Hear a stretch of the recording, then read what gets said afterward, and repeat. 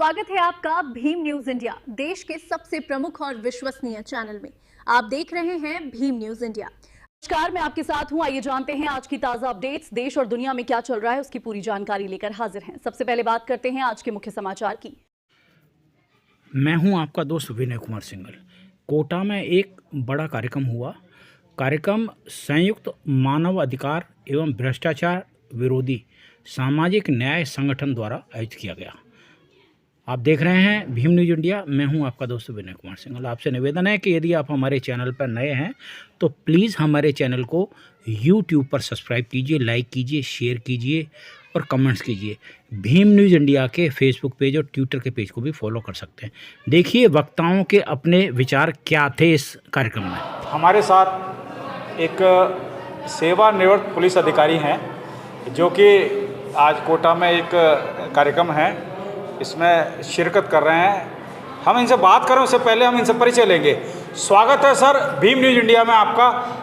Please अपना परिचय दीजिए, उसके बाद इस संगठन में आप क्या होल्ड करते हैं और क्या आपके फ्यूचर एस्पेक्ट्स हैं, प्लीज़। थैंक्स, आपने मुझे बोलने का मौका दिया। मेरा नाम हनुमान साई मीणा है। एक छोटे से गांव से बिलोंग करता हूं, गांव नेवर, तहसील जमवारामगढ़, जिला जयपुर। और दिल्ली पुलिस से एज ए ACP रिटायर हूं। और सर एक बात बताओ, आपने ये कैसे कह दिया कि छोटा सा गांव? क्योंकि कहते हैं कि कमल तो कीचड़ में ही खिलते हैं। अब आप ये देखिए, आप कह रहे छोटा सा गांव। अरे जिस दिन आप पैदा हुआ उस दिन वो गांव ही बड़ा हो गया था, पर कैसे छोटा सा हुआ? छोटा सा गांव इसलिए बोल रहा हूं कि पॉपुलेशन में छोटा सा है, ज़्यादा पॉपुलेशन नहीं है उस गाँव में। वहाँ के लोगों के दिल तो बड़े हैं। हाँ नहीं, वो ठीक है, लेकिन मेरा परिप्रेक्ष्य कहने का सिर्फ यही था कि वो पॉपुलेशन ज़्यादा नहीं है, इसलिए वो इन द एरिया पर्पज़ से वो छोटा गांव है। तो बताइए उस सर। पर्पज़ से मैंने बोला था कि छोटा सा गांव से बिलोंग करता हूँ। और मैं इसमें संयुक्त मानवाधिकार एवं एंटी करप्शन जो सोशल जस्टिस ये ऑर्गेनाइजेशन है, इसमें मुझे प्रांतिक सर ने अपने साथ जोड़ा है। वैसे मैं और भी ऑर्गेनाइजेशन से जुड़ा हुआ हूँ और इसमें जो भी राष्ट्रीय प्रभारी के साथ लीगल एडवाइज़र का भी मैं काम करता हूँ। जिसको भी किसी को समस्या होती है और ये उनको डायरेक्शन देते हैं, डायरेक्ट करते हैं, डायरेक्शन नहीं बोलूँगा, शब्द वो ठीक नहीं है, डायरेक्ट करते हैं कि आप इनसे ये नंबर ले लीजिए, इनसे बात कीजिए।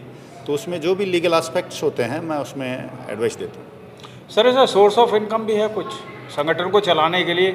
आप जानते हैं थोड़ा बहुत पैसे की ज़रूरत होती है, तो कुछ क्या है इसका देखिए सोर्स ऑफ इनकम? उसका जवाब तो प्रांतिक दास जी या जो भी, खैर बहरहाल छोड़िए। जब अपन मानव अधिकार की बात करते हैं तो एक प्रश्न है, सेंट्रल जेल कोटा हो, उदयपुर हो, अजमेर हो, कहीं भी हो, वहाँ कुछ लोग हैं जो बहुत छोटे छोटे अपराध के कारण बंद हैं, उनकी जमानत देने वाला कोई नहीं है। क्या ये संगठन उन लोगों को जमानत दिलाकर बाहर करने का कोई प्रयास करेगा? क्योंकि पिछले ईद पर कुछ लोग भीम न्यूज़ इंडिया से मिले थे।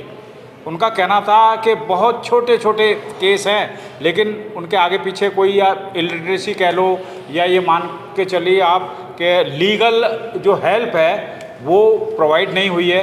तो उन्होंने जब भीम न्यूज़ इंडिया से संपर्क किया तो ऐसे 5 लोगों को उन्होंने जो नॉमिनल जुर्माना होता है ना, वो भर के छुड़ाया था। क्या ये संगठन इस तरह के काम करने का भविष्य में प्रयास करेगा? नहीं, भविष्य में नहीं, ये संगठन इस तरह का काम कर रहा है।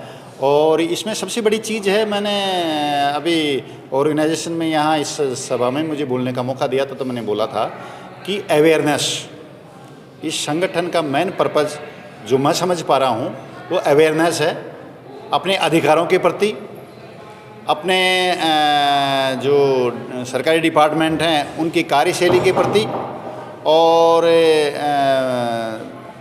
महिलाओं के खिलाफ नहीं है, बल्कि जो छोटे बच्चे हैं उसमें मेल और फीमेल दोनों हैं, उनके प्रति जो अधिकार हैं उनकी जागरूकता के लिए ये संगठन काम कर रहा है। जो आपने सब्जेक्ट पूछा है कि जेल में कुछ ऐसे अपराधी हैं, या उनको अपराधी शब्द तो हम कहना ठीक नहीं है, कि ऐसे जो सही वर्ड मेरे पास वे कन्विक्ट तो हुए नहीं है वो। हाँ, कन्विक्ट तो है, ना? अपराधी तो नहीं कह सकते वो उनको, गिरफ्तार हो गए हैं। हाँ, अब क्या है गिरफ्तार होने के बाद में वो लोग वहाँ पे 2-5 हज़ार रुपए जमा करा के छूट उनकी सकते कोई जमानत देने वाला नहीं है। तो उसके लिए ये संगठन बहुत अच्छी तरह काम कर रहा है, क्योंकि ये सुप्रीम कोर्ट की गाइडलाइन है कि भाई जिनकी जमानत नहीं हो पा रही है, यानी कि जो जमानत प्रोड्यूस नहीं कर पा रहा है, उनको पर्सनल बॉन्ड पे छोड़ा जाए।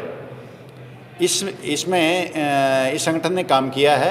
बल्कि जो विधि आयोग हर एक डिस्ट्रिक्ट कोर्ट में एक हेल्प के लिए एक विधिक संगठन बना हुआ है गवर्नमेंट की तरफ से, जिसमें प्राइवेट वकील होते हैं, वो ऑथराइज होते हैं उसको परस्यू करने के लिए। सर, नियम तो बहुत बने हैं, नहीं, मैं वही कहने जा रहा हूँ। नियम मैं डॉक्टर अम्बेडकर ने कहा था कि किसी भी देश का संविधान कितना भी अच्छा मेरी बात क्यों नहीं हो, कंप्लीट नहीं हुई, प्लीज़ मेरी बात सुन लीजिए।